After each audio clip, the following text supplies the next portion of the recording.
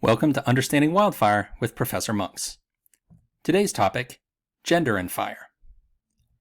In this lesson, we're going to be talking about the connection between gender and wildfire. To do that, we first have to ask, what is gender? I find it useful to think of gender as having three components or aspects: physical sex, gender expression, and gender identity. Different aspects of gender will be relevant in different contexts. Physical sex is the anatomical aspect of gender. That is, the shape and functioning of a person's body. Physical sex includes things like what kind of genitals you have, how much facial and body hair you have, what levels of hormones like testosterone or estrogen are in your body, what combination of X and Y chromosomes you have, and so on. These characteristics tend to fall into two large clusters. That is, people with an XY chromosome pattern will usually have a penis and grow a beard after puberty, be on average taller than someone with an XX chromosome pattern, and so on.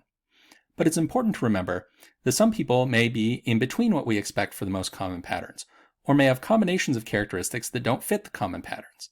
For example, someone may have XX chromosomes and a penis. We should also remember that saying that something is an aspect of physical sex is not the same as saying it's natural or genetic. For example, the average height difference between men and women may be affected by nutrition in a society where men get to eat the best food. And of course, medical interventions such as hormone therapy can alter a person's physical sex characteristics. Gender expression is the behaviors a person engages in based on their gender. This includes things like clothing styles, career paths, ways of speaking, eating habits, and so on. We often have a very good sense of which things are masculine and which things are feminine in our own society, and those associations can be enforced by ridicule or even violence against people who engage in the wrong sorts of gender expression. But which things are masculine and which are feminine can vary quite a lot between time periods and cultures. Take the case of high-heeled shoes. In the contemporary United States, high heels are definitely a feminine clothing item.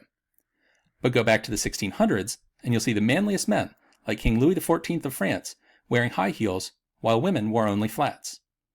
And just like physical sex characteristics can be mixed and matched in different ways, people may engage in forms of gender expression that are a mixture of things considered masculine or feminine by their culture.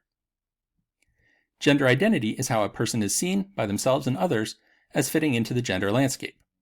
Usually this involves assigning someone to a category, like woman or trans man or genderqueer. Traditionally, Western societies like the United States have only recognized two possible gender identities, man and woman, that everyone was expected to fit into. But in recent years, activism by people who didn't want to be forced into those categories has led to more widespread recognition of other gender identities. And non-Western cultures often recognize more than two genders. For example, the Bisu people of Indonesia have 5 genders in their society. So with all of that as background, how can we apply that to wildfire? Throughout this class, we've been looking at various activities that people do with fire, lighting it, putting it out, using it for various purposes. And all of these activities can become gendered. That is, they can be seen as part of masculine or feminine or other gender expression. Consider Indigenous cultures. It's common among Indigenous people for responsibility to care for different parts of the land to be divided along gender lines, with distinct men's and women's places and species. Since caring for the land involves setting fires, responsibility over fire was likewise divided up between genders. In modern non-Indigenous societies, fire management is an extremely gender-segregated occupation, with about 96% of professional firefighters in the U.S. being men.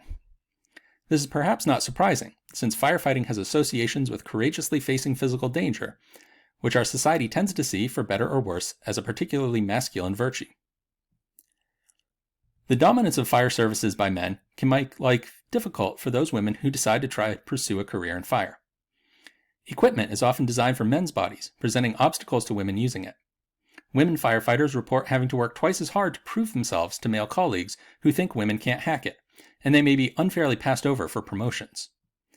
And all-male firehouses sometimes become a sort of boys' club, with men bonding through sexist humor.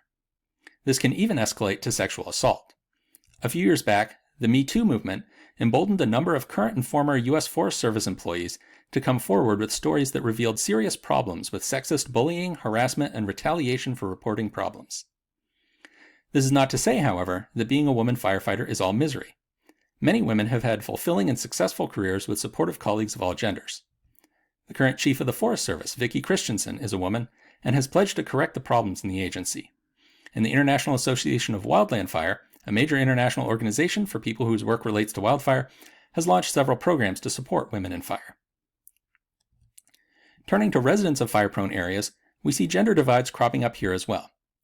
Though the strict separation of household roles that we associate with the 1950s has faded somewhat, a majority of U.S. households headed by a heterosexual couple still follow, to a greater or lesser degree, traditional divisions of chores. Women tend to do indoor chores like cooking and laundry, while men do outdoor chores like lawn mowing and car maintenance. In the case of fire preparedness, that means that most recommendations for fire safety, like installing screens over eaves, replacing flammable siding, and clearing defensible space, fall into the traditionally male domain. And in fact, research shows that men are more likely to carry out these tasks.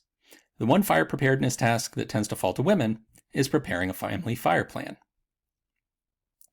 Once a fire hits, we see gender divisions cropping up again. Consider the Australian stay or go policy. You can probably guess who tends to stay and who tends to go within a heterosexual household. In Australian society, much like in the US, caring for children is seen as a feminine role, and facing physical danger is seen as a male role. Thus, many households decide that when a fire is approaching, mom should evacuate with the kids, while dad stays at the house to fight the fire.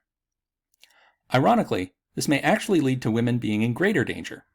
Sheltering in the house during the fire can be safe, if frightening, place for dad, while mom is at high risk of dying if she waited until late to evacuate along smoky roads.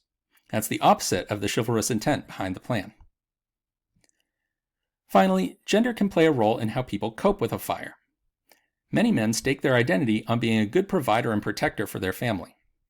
But local unemployment may be high if the fire destroyed job sites, leaving men feeling idle and frustrated. And if they've internalized the idea that it's unmanly to ask for help, they can end up suffering in silence or lashing out. Meanwhile, women can feel like their proper role is to be emotionally supportive, a role that can be easily overtaxed in a stressful disaster situation. Bringing things back to our three aspects of gender, we can see that physical sex plays relatively little role in the interactions between gender and wildfire. But there are many ways that gender expression can affect how a person deals with fire. These types of gender expression may be things that a person does in order to fulfill the gender identity that they hold for themselves, or they may be ways that a person is treated by others on the basis of the gender identity that those others ascribe to the person.